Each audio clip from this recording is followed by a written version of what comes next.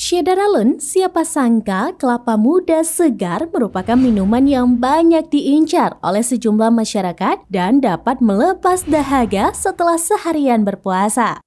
Kelapa muda juga terdapat alternatif lain untuk menikmati buahnya sekaligus mendapatkan khasiat yang baik untuk tubuh, yaitu kelapa muda dibakar.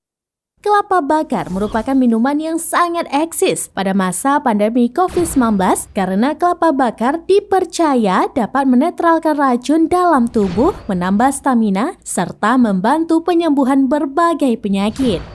Pembuatan kelapa bakar cukup mudah, yakni dengan memasukkan kelapa muda ke dalam tong yang di bawahnya terdapat kayu bakar dengan api sedang, kemudian membiarkannya selama 4 jam.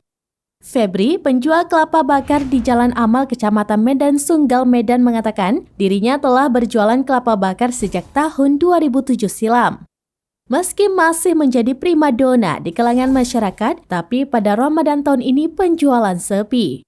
Menurut Febri, pada pandemi COVID-19, penjualan jauh lebih meningkat dibandingkan Ramadan tahun ini.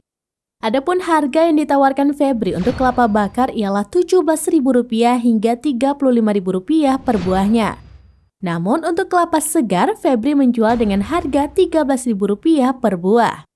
Ia menuturkan menu yang paling cocok untuk menu berbuka puasa adalah kelapa bakar yang dicampur dengan telur dan kelapa bakar gosong.